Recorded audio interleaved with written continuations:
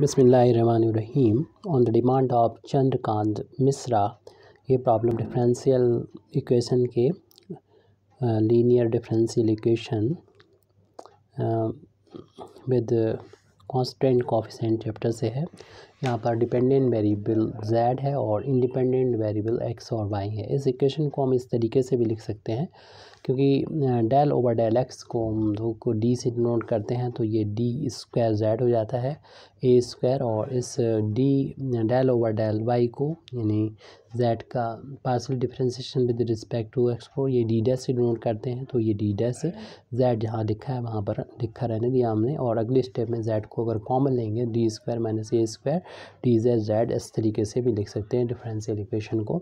अब इसके सॉल्यूशन करते हैं तो दो पार्ट्स में करते हैं, एक तो कॉम्प्लीमेंट्री फंक्शन और दूसरा particular integral. Complementary function find करने के लिए हम इस जो यहाँ पर z को कोफिशिएंट d और d डैश का फंक्शन होता है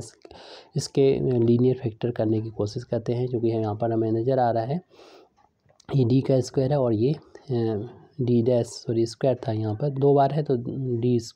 डैश स्क्वायर करें और यहाँ पर a d डैश का हम होल अब स्क्वायर करके लिख सकते हैं। और a square minus B square की आइडेंटिटी होती है कि a प्लस बी और a माइनस बी, तो इस आइडेंटिटी का यूज़ करते हुए एक ब्रैकेट में d में ऐड हो जाएगा a d डैश और दूसरे ब्रैकेट में d में से माइनस हो जाएगा a d डैश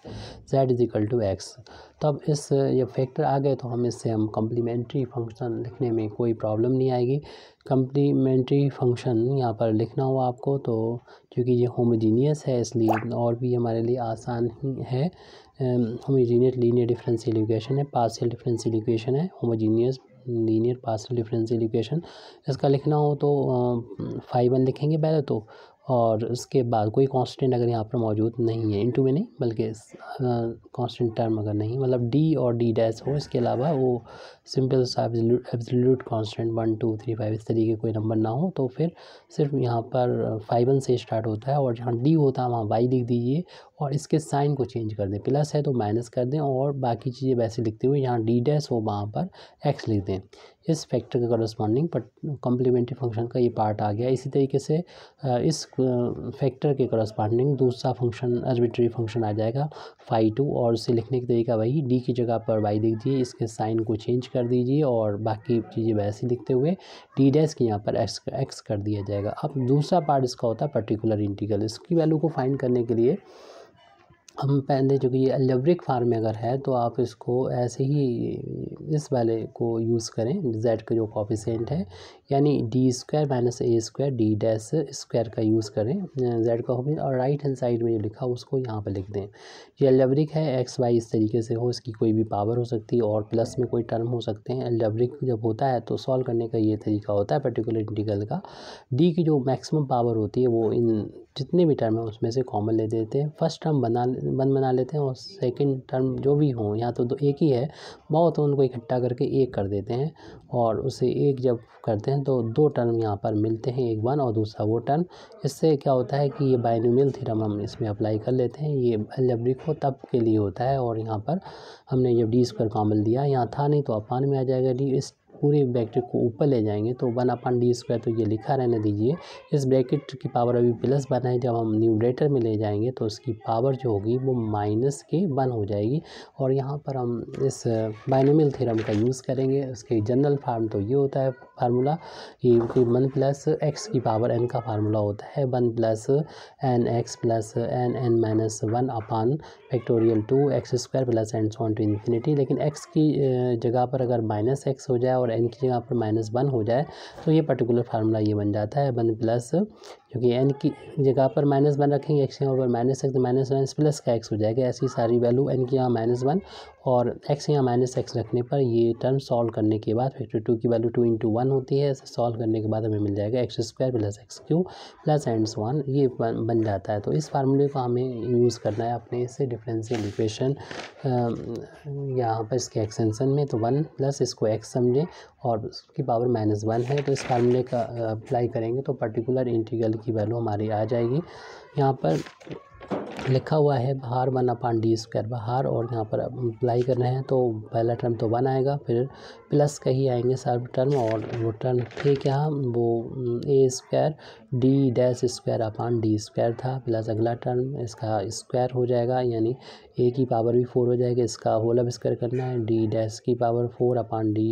इसकी पावर भी हो जाएगी 4। हालांकि आगे टर्म हमें ज़रूरत नहीं है क्योंकि ये x है और इसका तो एक बार ही y के रिस्पेक्ट में डिफ्रेंसिएशन 0 हो जाएगा, इसलिए हमें ज़्यादा करने की ज़रूरत नहीं है, 2 ही टर्म लिखना ही काफ़ी है। हालांकि एक ही टर्म बचेगा भी, 1/d² का अंदर हम मल्टीप्लाई कर देंगे यानी ऑपरेट कर देंगे, तो 1 पर ऑपरेट होकर ये 1/d² बना देगा, और इसी तरीके से ये पावर इसमें जुड़ के 2 ये इसकी 2 4 पावर हो जाएगी, d⁻²/d⁴ हो जाएगा, a की पावर 4 d⁻⁴/d⁴ 6 हो जाएगा, plus and so on x, और फिर इसको x पर ऑपरेट कर देंगे तो ये वैल्यू आ जाएगी 1/d² x plus a² into d⁻²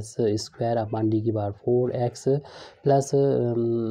इस टर्म को लिखना चाहे लिख दीजिए, हालांकि वो वैल्यू 0 के बराबर ही आ जाएगी, plus and so on.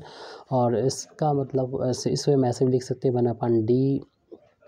Into 1/d, और इसको x को साथ में लिख दें, प्लस a²। अगर हम इसको x को 4 बार ये इंटीग्रेशन भी कर दें और उसमें x का ही टर्म आएगा, और y के रिस्पेक्ट में अगर एक बार भी डिफ्रेंसिएशन करेंगे तो y के लिए x कांस्टेंट होगा, इसलिए 0 हो जाएगा। अगर ये वाला ऑपरेट करते हैं 2 बार इसका y के रिस्पेक्ट में डिफ्रेंसिएशन करते हैं d' का, फिर 0 आ जाएगा, इसके बाद इंटीग्रेशन करेंगे तो 0 ही आ जाएगा, इसलिए बाकी सारे टर्म जो होंगे वो 0 हो जाएंगे, इसलिए इनको छोड़ दीजिए, इनकी कोई ज़रूरत नहीं है। और 1/d का मतलब जैसे कि अभी हमने यहाँ पर बता भी दिया था थोड़ा सा हल्का सा, तो यहाँ पर अब समझ लीजिए कि d का मतलब होता है x के रिस्पेक्ट में इंटीग्रेशन, जिस पर भी ये ऑपरेट हो रहा है 1/d का, और अगर d' होता है तो y के रिस्पेक्ट में इंटीग्रेशन। तो पहले इसको सॉल्व कर लेते हैं, एक बार इंटीग्रेशन जब एक पावर है तो इंटीग्रेशन करेंगे, पावर बढ़ जाती है उतने से डिवाइड हो जाता है, 1/d फिर आ गया तो इसको इसका मतलब एक बार और डिफरेंस इंटीग्रेट कर देंगे हम x के रिस्पेक्ट में, 1/2 इंटू में है कांस्टेंट है बाहर ले लेंगे, सिर्फ x² का ही इंटीग्रेशन करना पड़ेगा, और इसका इंटीग्रेशन करते हैं तो पावर एक बढ़ जाती है उतने से डिवाइड हो जाता है, इसलिए ये हो जाएगा x की पावर 3/6 आ जाएगा, पर्टिकुलर इंटीग्रल की वैल्यू आ चुकी है, इसलिए हम जनरल सोल्यूशन लिख सकते हैं, the general solution of differential equation इस, जो कि भी डिफरेंशियल इक्वेशन होगा उसका लिख सकते हैं, z कम्प्लीमेंट्री फंक्शन आता है इसमें और पर्टिकुलर इंटीग्रल आता है। कम्प्लीमेंट्री फंक्शन की वैल्यू जो हमने निकाली थी यहाँ पर पुट कर देंगे, 5 आई थी 5 और यहाँ थी y माइनस का ax और प्लस का 5 आप पीछे देख के लिख दीजिएगा, y प्लस ax होगा इसमें, और प्लस का ये CF हो गया, पर्टिकुलर इंटीग्रल की वैल्यू आई थी x की पावर 3/6, इसे हम 1/6 भी करके लिख सकते हैं। इस तरीके से हमारी ये प्रॉब्लम सॉल्व हो चुकी है। Thank you very much indeed for listening me, वाखिर दावाना अल्हम्दुलिल्लाहि रब्बिल आलमीन।